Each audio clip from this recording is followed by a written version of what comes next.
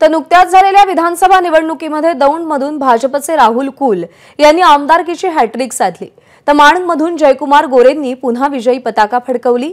या विजयानंतर एबीपी माझाच्या विशेष कार्यक्रमात संवाद साधताना त्यांनी विरोधक संपवण्याच्या बाबतीत दोन्ही पवार सारखेच असल्याचं वक्तव्य केलंय।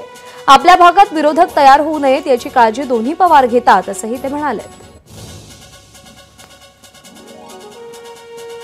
अजितदादा सगळे हे आपल्या आजूबाजूचे जे विधानसभा आहेत किंवा जे नेते आहेत, तर त्यांच्यासाठी ते जास्त आव्हान उभं करतात की शरद पवार करतात, पण नाव अजित पवारांचं होतं। नाही, पवार वेगळे आहेत हा राज्याचा गैरसमज पूर्वी होता।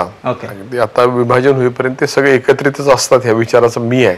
अच्छा, त्यांचे संयुक्तच निर्णय ते करायचे आणि त्यामुळे या पवारांनी केला का त्या पवारांनी केला याच्याविषयी माझ्या मनात कधी शंका राहिली नाही। तो पवारांनी निर्णय केला याच्याविषयी मी निश्चितपणे खात्री माझी असायची। आपल्या भागात विरोधक तयार होऊ नये याची काळजी मग छोटे पवार असतील मोठे पवार असतील सगळ्यांनी मिळून घेतली। त्यामुळे कुठल्याही परिस्थितीत विरोध तयार व्हायच्या अगोदर तो मोडून काढायचा, याच्यासाठी वाटेल ते करायचं, ही त्यांची भूमिका पहिल्यापासून राहिलेली आहे आणि ते शेवटपर्यंत राहील। एबीपी माझा, उघडा डोळे बघा नीट।